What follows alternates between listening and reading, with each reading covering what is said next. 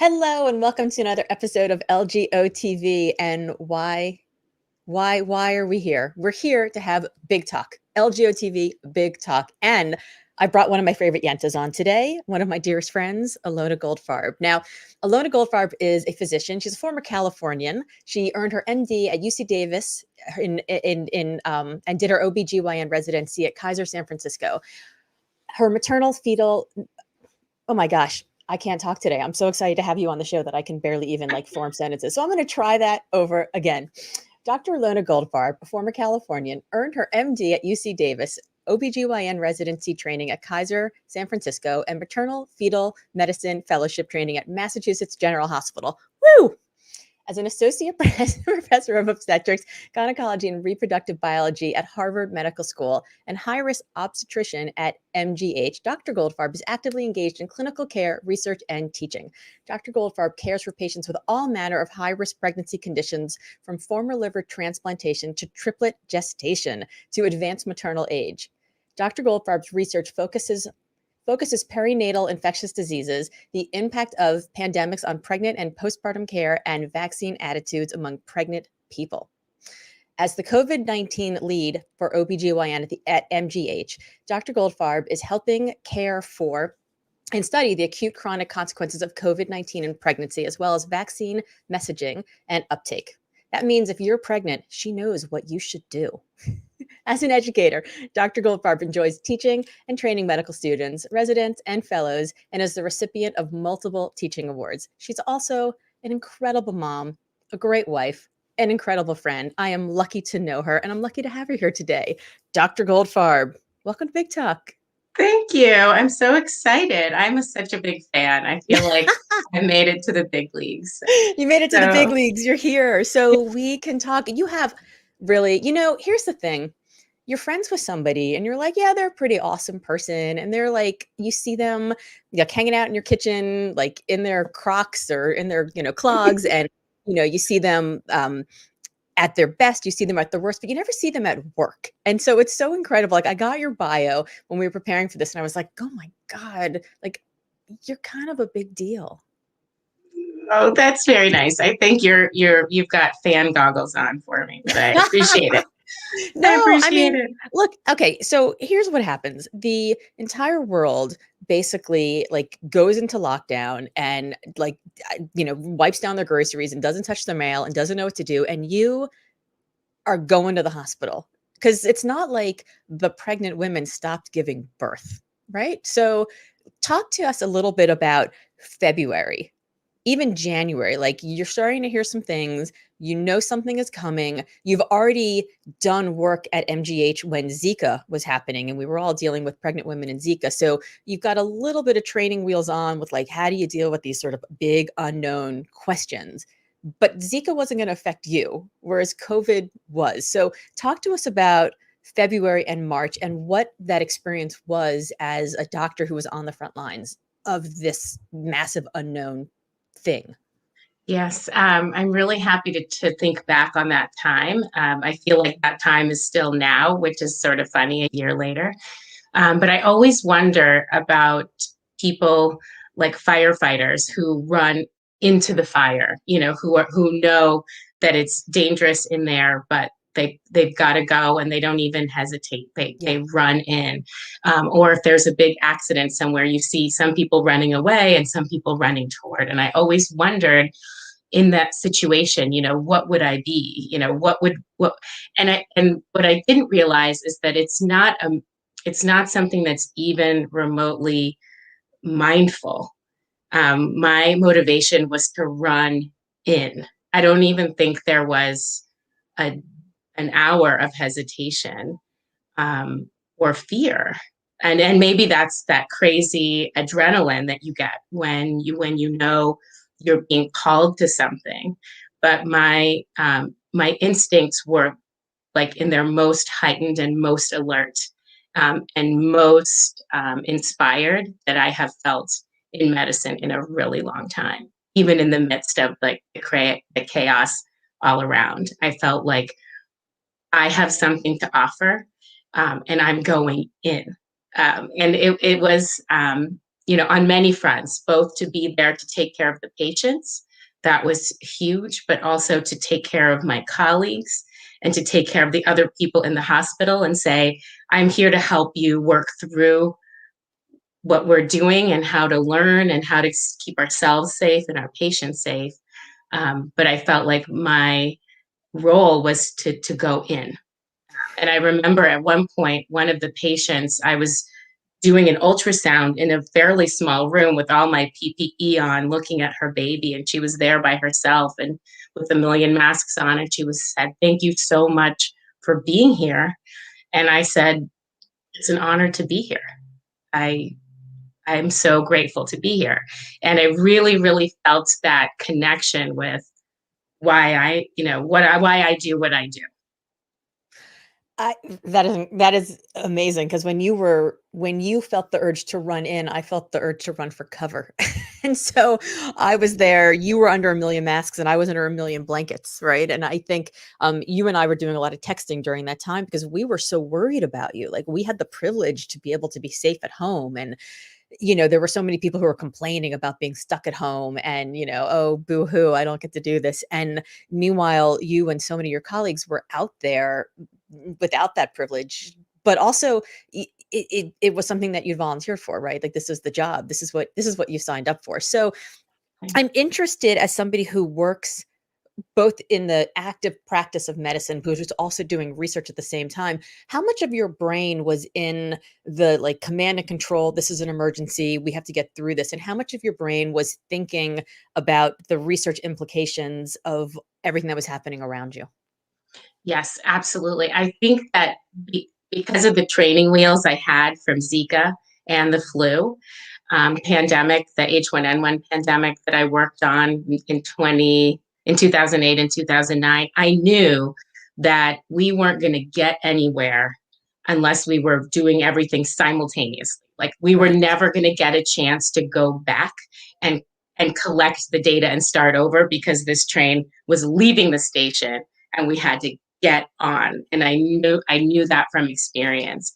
And so almost instantaneously, in the parallel universe of running in, of taking care of the patients, of writing protocols and interpreting the CDC guidelines and the Massachusetts Department of Health guidelines, and trying to make it digestible for us, for the providers and for the patients, I was set that we had to keep our records, get the research off the ground, make sure that anything that we did was also an opportunity to learn from. And that definitely came because of my experience before, because of stumbling through the Zika pandemic. I also had a great mentor during my early days of getting into perinatal infectious disease, Dr. Laura Riley, who's the kick-ass chair of OBGYN at Cornell now. But she's been my mentor for years. And during the H1N1 pandemic, she said, we can't just sit here in our silo trying to take care of our little group of patients. We need to get to the hospital leadership and say, this is an important group of patients. We're here, we're at the table. We need to call the Massachusetts Department of Public Health and say, you want a meeting with me because I know about this population. So she's the first person that taught me that, people aren't just going to invite you, but you have to offer what you have to make sure that the work that you're doing is meaningful outside of just your little bubble. And those were lessons that I took straight into the COVID-19 response with me. So it's a really interesting learning. And I love that Dr. Riley taught you this lesson. I think so for me, like, all of my feminist hackles are like, well, of course they don't invite you in because they're women and women are Yeah. expendable. So who cares? Right. Like, Right. so Right. I'm like hearing like Shirley Chisholm in my head, like, if the table's not big enough, like, there's not a chair for you. If there aren't enough chairs at the table, like, bring a folding chair. Right. Like, I'm hearing her in my head. But then also there's this whole question of liability. So pregnant women, you have to fight for pregnant women to be involved in policymaking because pregnant women aren't involved in the research. So there's like the policymakers don't want to touch the pregnant women because that's like, oh my God, what if we get it wrong? But then there's not even backup. They can't point to studies. So you have to be in there. And you have to be in there with so much confidence, even though you might not necessarily have it yet. So how do you Absolutely. walk that line? Absolutely. I think that just slowly over time and experience. But I definitely go into many of these meetings thinking, do I really know anything? And then I go in and I say, maybe I know more than everyone else here, or maybe I know just a little bit more, or maybe I've read a little tiny bit, or maybe I've just paid attention to this unique group. And I have something to add Or from you my have enough data experience. points and you know this group that maybe you Exactly. could draw conclusions better than other Exactly. people. Exactly. Or at least I can bring up um, considerations that haven't made it to the list yet. And that's a really important piece with the pregnant population is it's not like pediatrics and it's not like the general medicine surgery population. It's this really unique group that has um, a lot of really healthy individuals, but some with medical comorbidities. Pregnancy is a different time where the immune system is altered.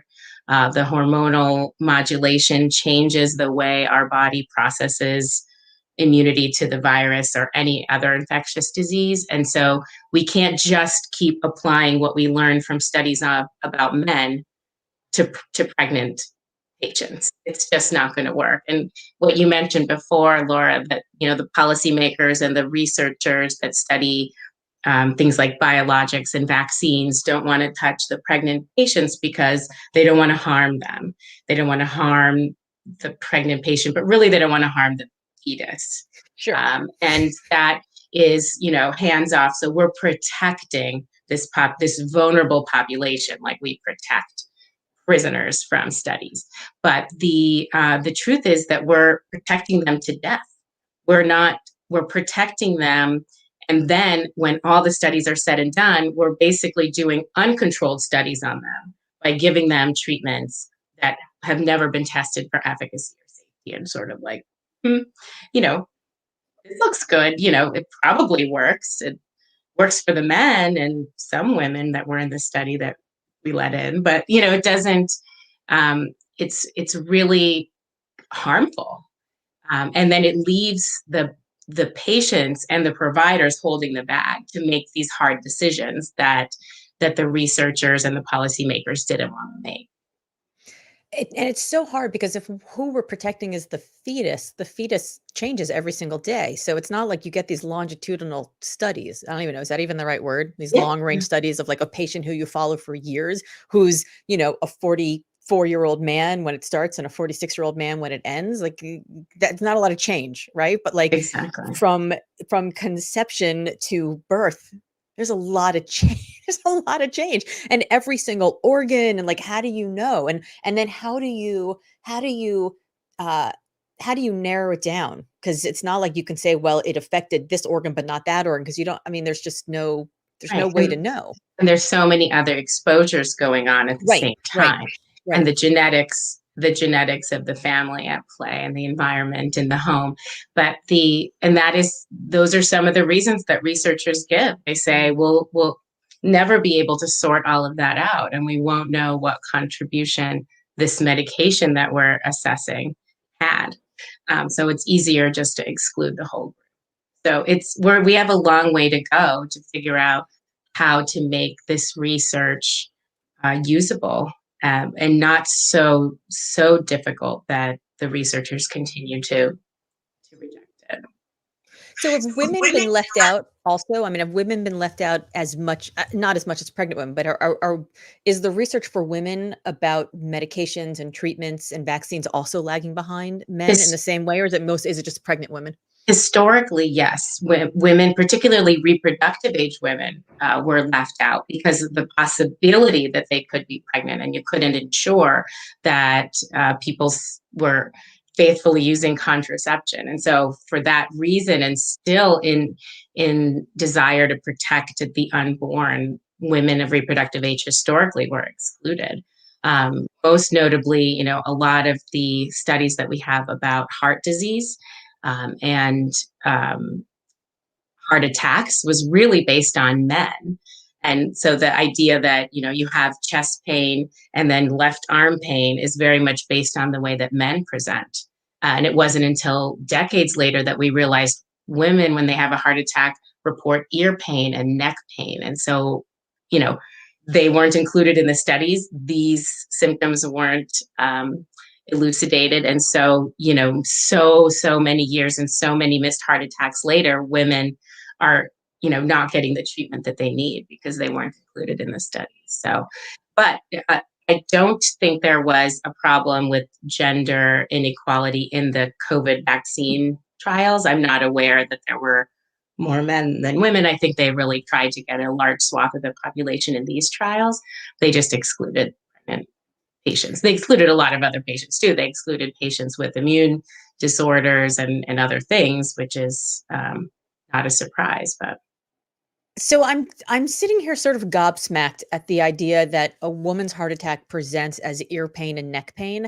Because I mean, I think I'm a fairly well-read and well-rounded person, and I didn't know that until you just said it, which makes me think that the knowledge around COVID vaccines is just probably pretty low. So how many times a day do you answer questions from patients or physicians, either pregnant patients or wanting to be pregnant patients, or just had baby patients that may still be nursing or what have you, or even other physicians about whether or not pregnant women should get this? I mean, it must be a lot, because I'm thinking if I don't know a basic fact about a heart attack and how it presents in women, I always thought it was, chest pain and right arm. Mhm. This is like hot off the presses. So I'm having these conversations multiple times a day, in person, on the phone, by text, my patients, my colleagues, friends of friends. I'm doing these sort of on the side consultations throughout the Should have like a day. FAQ, like ilonagoldfarb.com/FAQ, just like Exactly. send people to this. Exactly. And I think that the reason why, and it's appropriate, is that unfortunately, the advocacy to include pregnant women in the trials of the vaccine did not yield what we had hoped. So that train left the station.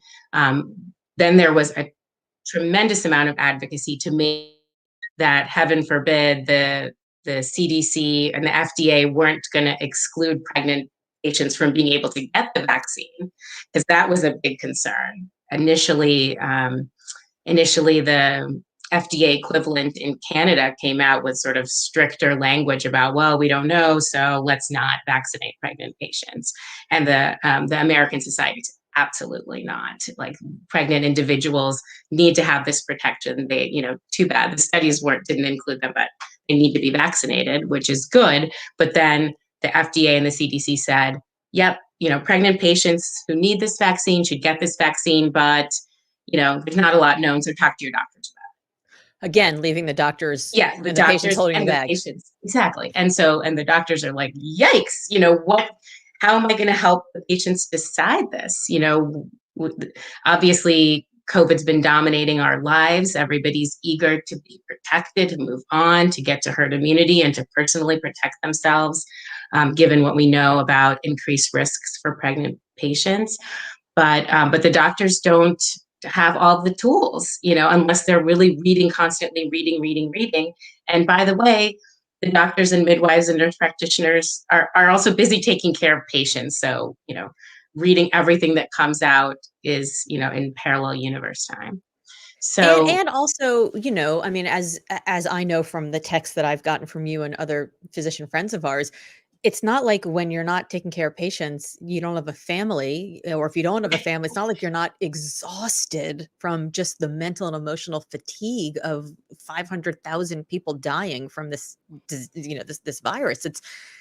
It's not like there's time and energy to onboard lots of new and complex information. absolutely. That is such a good point. That is such a good point. And that was so true for me, particularly at the beginning of the pandemic. I'll tell you a story, from the moment that everything shut down, and I was around the clock working on these protocols and trying to get the hospital ready and our department ready and our patients ready and on meetings and Zoom meetings and follow-up meetings and writing and revising for probably, I would say, 10 days straight with maybe like 2 hours of sleep. And then I would wake up at 3 in the morning and check my phone and see what had changed and what was new and what we needed to be prepared for. It was like mania. About 10 days into that frenzy, I had to shift to clinical service and to take care of patients in the hospital. And the first really, really sick COVID patient arrived. And I was responsible for taking care of her, and she was dying. And I thought, oh my gosh, for 10 days around the clock, 22 out of 24 hours a day, I've been reading and writing, but I don't know how to take care of this patient. Like there are other papers that I haven't read yet, and there just isn't time. And I remember being in the intensive care unit with her and the team that was taking care of her, because every unit had turned into an intensive care unit by that point. The team that was taking care of her was the neuro ICU, so like the brain surgeon intensive care unit people. And I was looking at them and they were looking at me, like this sick pregnant patient with a disease that nobody knew. And we were like, what do we do? What do we do now? What do we try now? And so everybody's like on their computers pulling up, well, in China, they had 2 patients like this. And in Italy, they had 3 patients like this. And so we're trying to make decisions with this very limited information and not even enough hours of the day to read everything that you could possibly read.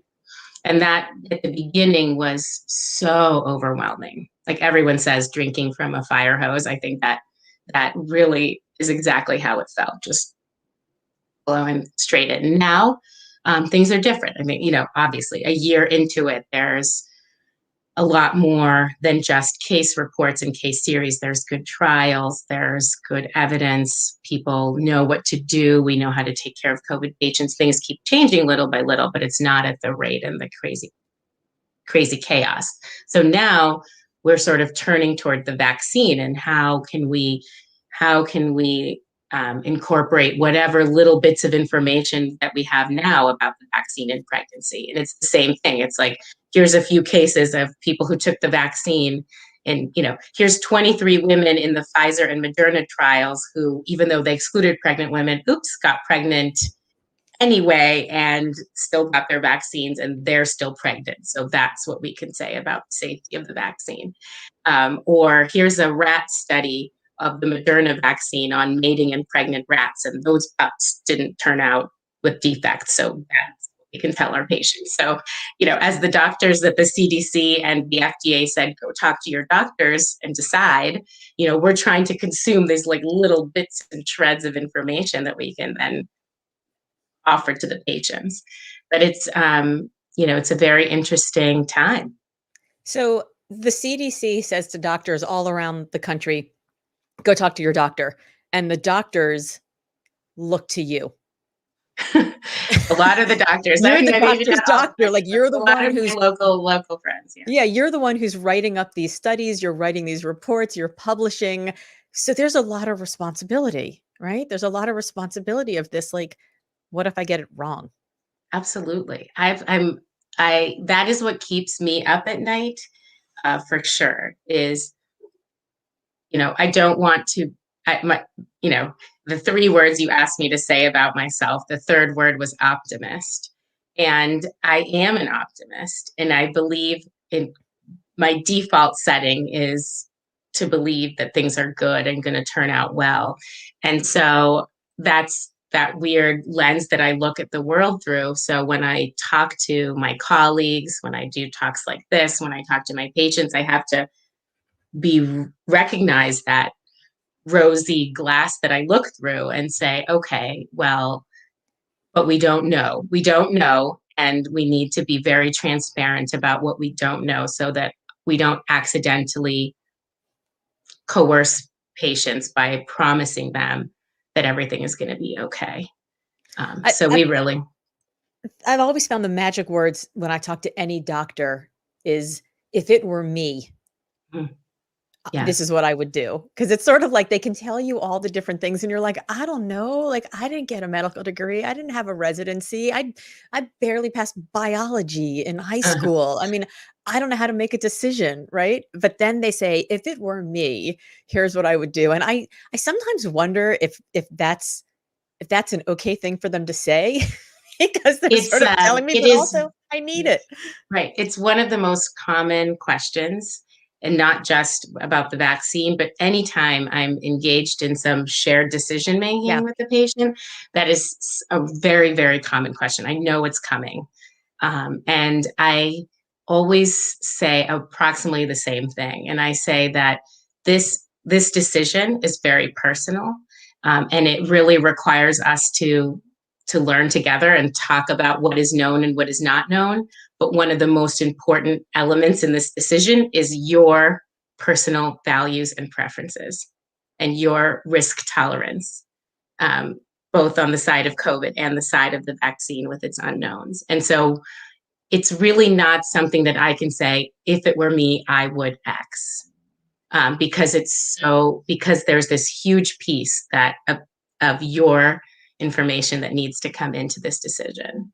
It's So I so hard. As the really patient, I'm hunt. always on the other side of the table, like, parsing the words, like, did they put emphasis on a certain word? Are they trying to Yeah, tell me exactly. something? Are they not And telling me if it would be they would do it because I shouldn't do it? Like, I yes, never exactly. really No. quite know. And then if they really still feel like they need to know what I would do, I would often say, I really try to push back on what would you do? Yeah, Just because, like I said, I have that rosy optimism. Like I right. am a believer, and maybe that's foolish sometimes, so we have to, and other people are a little bit more skeptical, and that's okay. That's how they protect themselves.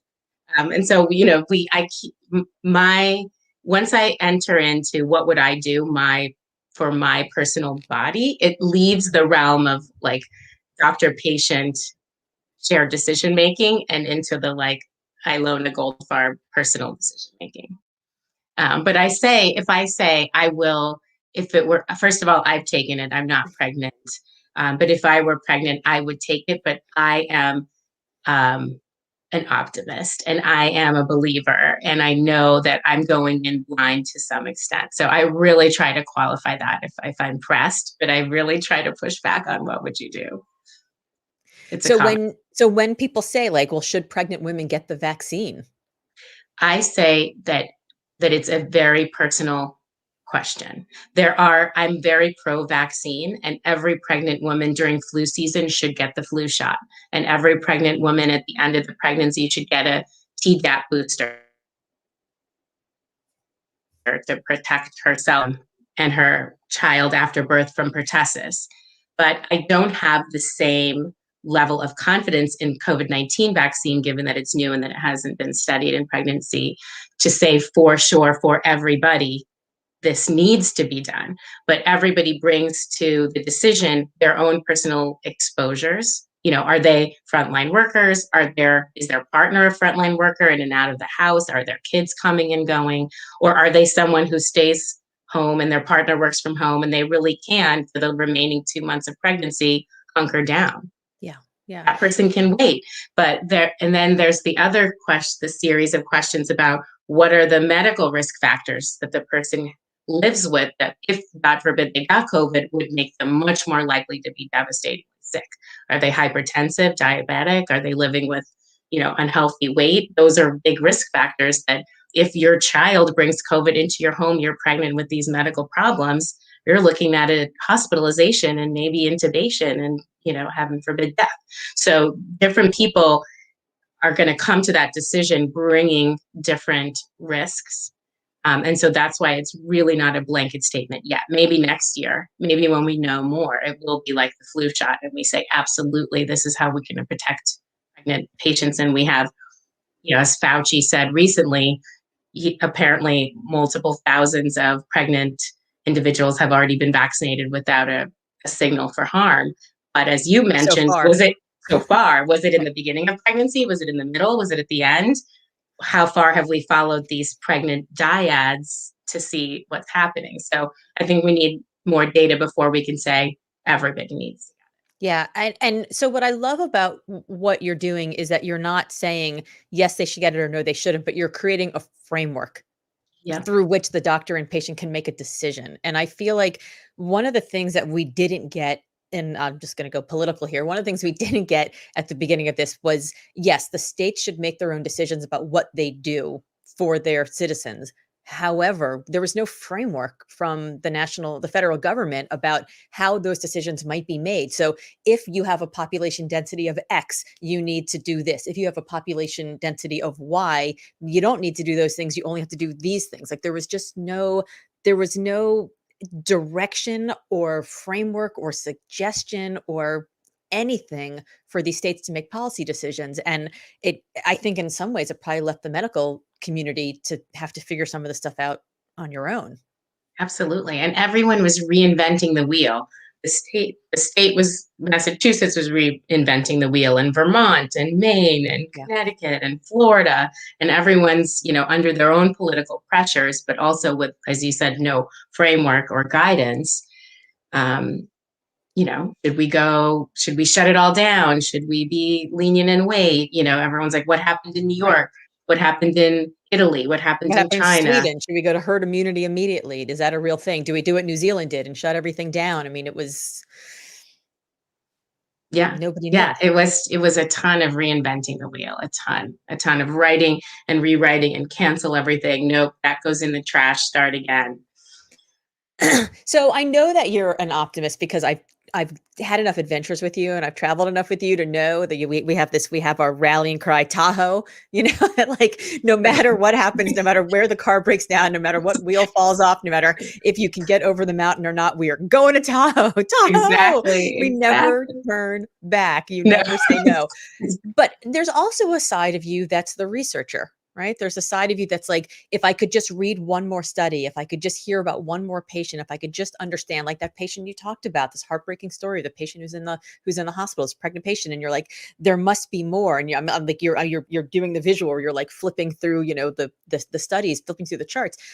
There's that part of you, and as an OBGYN, you don't have a huge amount of time with your patients on each visit, but you do get to know them over a period of time. So you sort of, it's not just what are their vitals, right? How do they present in physical form, but you're also getting to know their emotional state, their mental state in a way that I think other doctors who just have like a quick PCP, 10 minutes once a year visit don't necessarily get.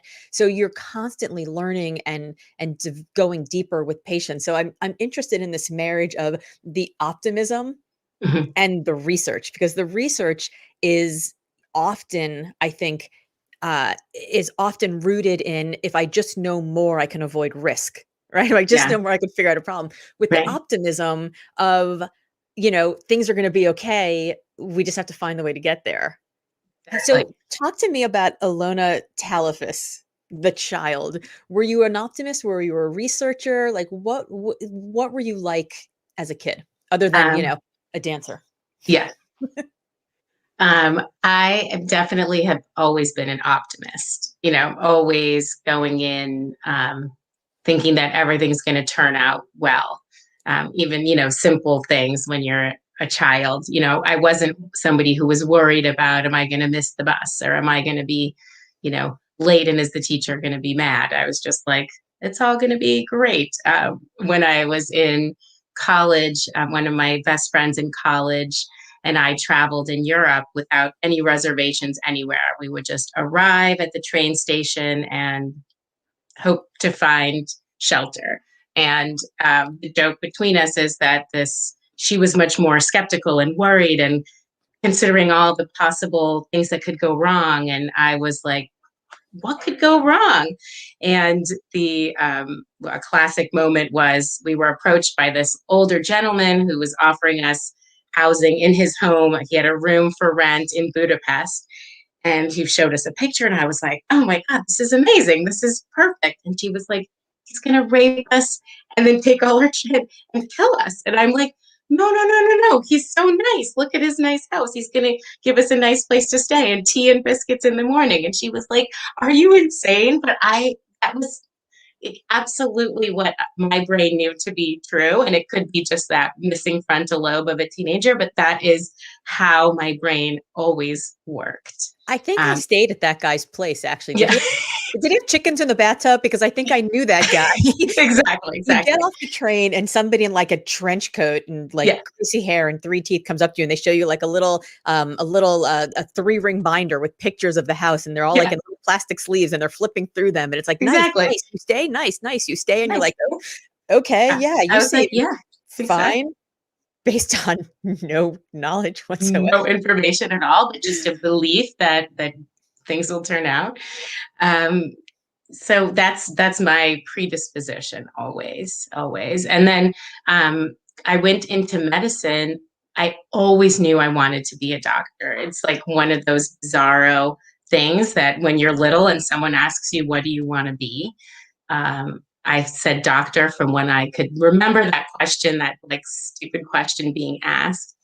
And I don't even know why. There Yeah, wasn't because your anybody. parents weren't doctors. I No, mean, my it wasn't. parents are engineers, and we didn't know any doctors. I knew my pediatrician, but not even particular. He was like one of those like older guys who wasn't like, connecting with the You didn't children see very yourself well. in him. Anyway, Yeah. no. So I don't know. I don't know what it was, but that was like a certainty in my mind that just went all the way through. Like never did I turn away and say, well, maybe there's something else for me.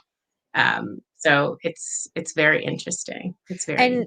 and you were born in Russia. Your parents came to the United States because there was a lot of persecution of Jews in Russia. So they escaped not a great situation, but they also have this optimism. I mean, I've certainly I've drunk enough vodka with your dad to know Exactly. that he Exactly. thinks things are going to turn out okay, no matter how many shots of vodka you have. Um, Exactly. but but do you see like do you see a personality trait that came from them to you, and this sort of coming to the United States and being able to make their way, that is, I think, endemic to a lot of immigrant families, where there's this like hard work, you get to do things and it's all about, it's all on you. You work hard, you do well. Do you think that you grew up Exactly. with that? Definitely. I'm definitely like my father in that. I mean, my mom made so much happen for our family, and she was the details person. She like made sure that everything was going to be okay, Yeah. and she worried a lot about whether things were going to be okay. And my father was the ideas person, and just had this belief and this optimism that everything would be okay. And I'm definitely much more like him, like big ideas, go for it, walk through every door that opens, or, stick your foot in and then pry your way in. That is a personality trait from my dad. Yeah. My mom's approach was definitely much more plan, prepare, anticipate things that could go wrong, fix those, run ahead, clear the path, the things that we do for our kids. Yes. But for me personally, I think I just see this like open path. And that's my good fortune and my luck that my family like provided that for me, and also the genetic predisposition towards optimism, I think helps. Yeah, I think so. I was having a realization this morning that I think my unrepentant optimism also makes me unfailingly gullible, sometimes about people, about projects, about partnerships, and but I also had a realization that I wouldn't have it any other way. Like I think the idea that there's an adventure around every corner if you just look hard enough is a really great way to live, and there's some heartbreak in there, There, but yeah. I I wouldn't wanna live with always worried about the rainstorm. Yeah, right. I definitely agree. And I think that there are rainstorms and things go wrong, and you end up back where you started from, but that the daily existence, the living with optimism, I think makes it possible, makes everything possible. Yeah. So you decide you want to be a doctor Yeah, from early on. This seed is planted in you. I don't know, in some way. There's like a lot of medical dramas on TV, in the 80s. Like we're growing up seeing it. I don't know. Um, and then you get to medical school. But I think I remember you telling me at one point that you were not planning on doing obstetrics when you first got to medical school. right. Definitely. I was thinking pediatrics. So I had worked with kids, I'd done summer camp, and I just thought like, this is what I meant to do. And your And siblings are 10 years younger. So you had experience with young kids all the time in the house. all So the that's time. interesting. Yeah. Exactly. And that's what I thought I wanted to do, was take care of kids and take care of families. And then I got to medical school and didn't have pediatrics until about the middle of the year. And I'd liked everything leading up to that. I liked general medicine. I liked psychiatry, surprisingly. I liked neurology. I liked all the specialties leading up to pediatrics. And then I got to pediatrics and was like, oh, I don't this is like kids. terrible. I don't like kids at all. They can't tell you what's wrong. It's like veterinary medicine. And then the parents are hysterical. And, you're looking for a needle in a haystack because most of the kids are totally healthy, but one of them has leukemia. And you've got to find that. And that was just paralyzing to me. And that was the first time in all of my sort of little short life up until then that I had my doubts. Like, this was what I set out to do, and this isn't at all feeling right, and like, what do you do? Do you muscle in and just keep going because that's what you set out to do? Or do you take in that information and your brain is like, nope, that's not for me.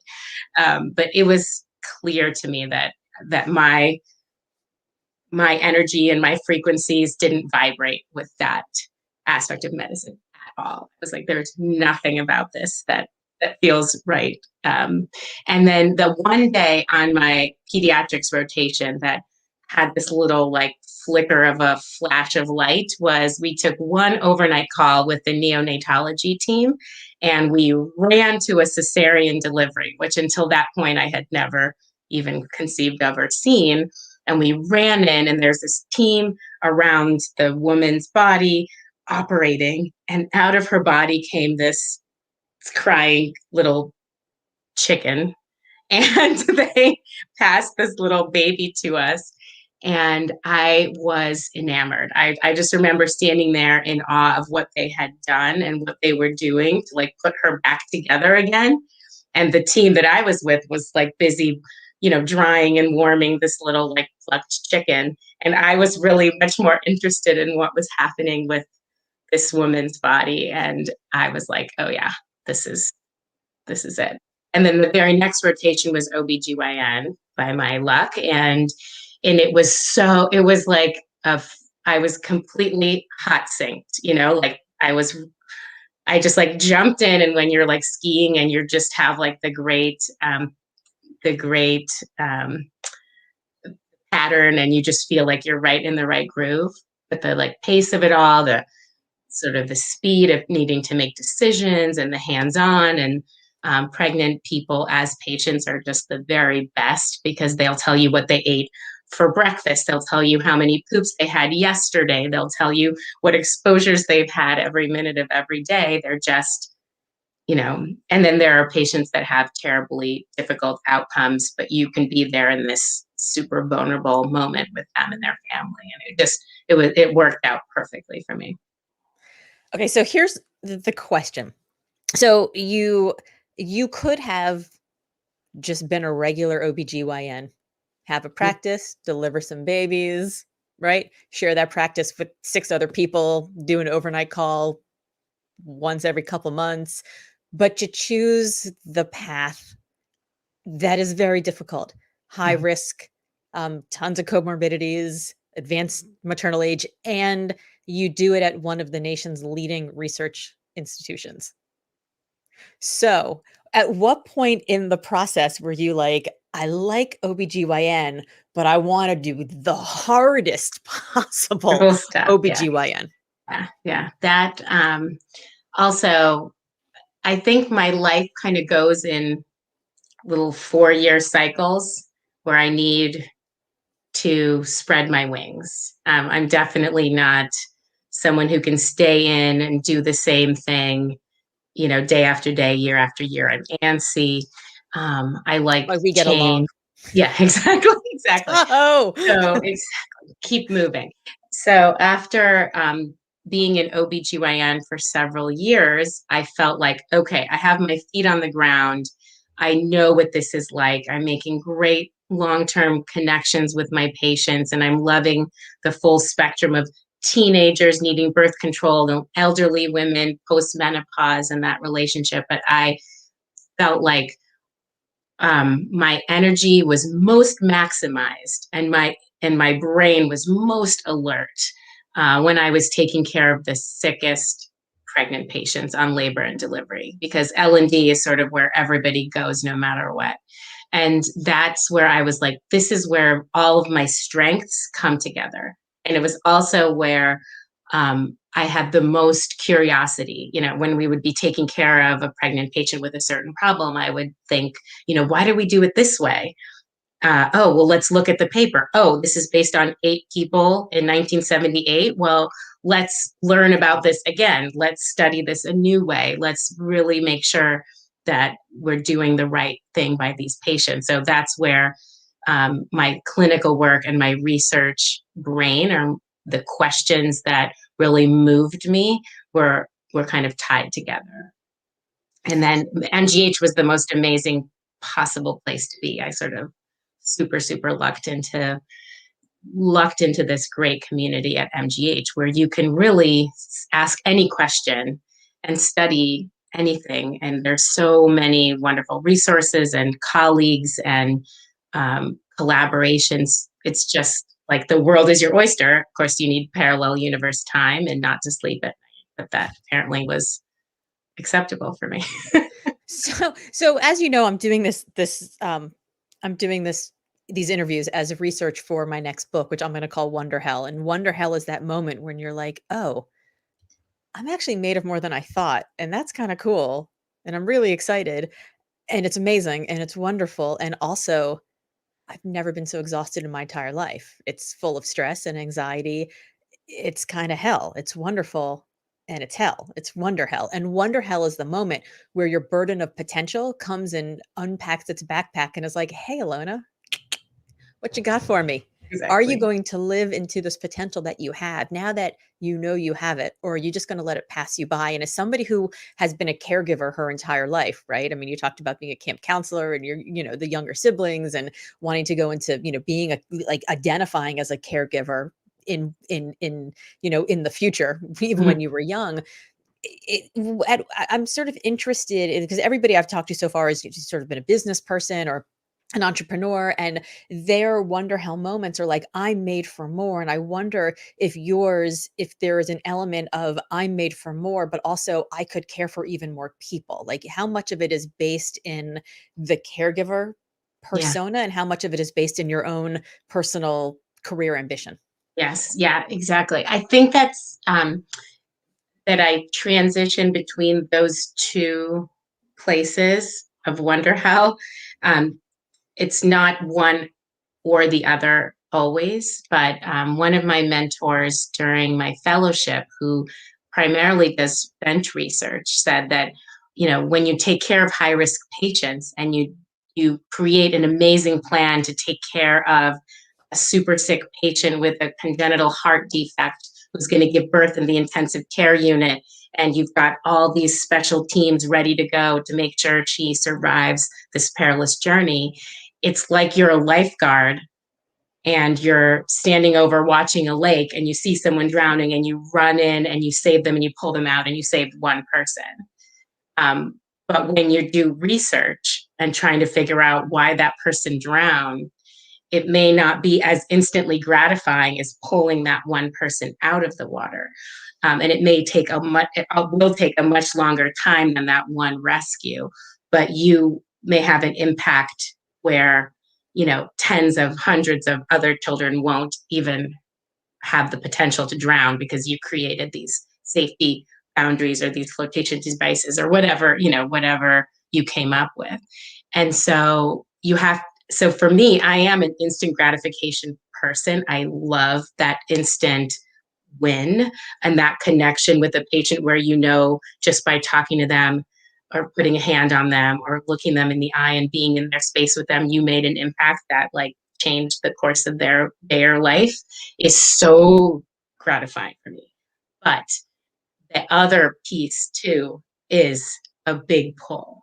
And so I kind of, luckily for me, my current uh, footprint of work is that I can do some of both of those things. The instant gratification, the care of the sick patient, which brings me so much joy and gratification, but really I'm more and more drawn to wanting to protect more people from with learning and information and research than the one-on-one saves. Do you think that's because you spent the last year being so much on the front line that now you're like being pulled back to the other? I'm just wondering if so, I always feel like when I'm in the doing mode, I miss the creating mode. And when I'm in the creating mode, I miss the doing mode. And I wonder if there's a corollary between like if you've got both feet planted in one place, if you're like looking over at the other place, and if Yeah. and then you're looking back and forth. And do you find that you need to go through sort of cycles, like you were talking about these 4-year cycles and needing to expand? But I wonder if within those 4-year cycles, there's also like going back and forth so that you can move to the next level when you're at the end of that cycle. Definitely. Yeah, I can't stay long in one side because I am always, like you said, looking over like, oh, what I could dip my toe in and start a new project and, answer this question. But for me, like, for example, just with the COVID process, March, April, May were all encompassing, just on Survival. all cylinders, survival, adrenaline, just massive amounts of adrenaline, tons of startup, tons of doing. And then I really needed to recover. I needed to take it down a notch. And so, June, July, and August, I really just focused on taking care of the patient that was in front of me. All the protocols had been written, things had simmered down, research projects were bumping along or taking a break. And I was just really needing to connect with the patients and make sure that that cup was full. And that really, during that moment in sort of thinking about your Wonder Health concept, I was like, now that I'm here in this space, am I letting my potential pass me by not continuing to like run and run and run? And I kept sort of opening my computer, looking, during these like seconds of free time that didn't exist, and then saying, nope, like that energy isn't restored yet. Like I need to close the computer now, and like it will come back. I need to sort of fuel this other devotion that I have to the patients individually. And even as the summer wore on, I was like, I don't know, maybe that was it. Maybe that was all the potential that I had, or all the adrenaline that I had, but it wasn't, because as soon as the second surge started, I felt that passion and that motivation go up again. So let's take everything we learned from before and apply them now. Let's keep moving and answering the important questions and things again. So I think just listening to my own body and brain needs is a little bit something that, because of my age and just being, maybe more mature in my life, I've been able to do. But to answer your question in a shorter way, I think I need both. I need time to re-energize both sides. Were you worried when you would open up your computer and you were like, nope, the energy's not there, maybe it's gone? Were you worried that it was gone forever? And was there part of you was there part of you that was trying to process the identity shift of being fully in one camp when you're used to having at least a couple toes over the edge in the other, even if you're working on one at the time?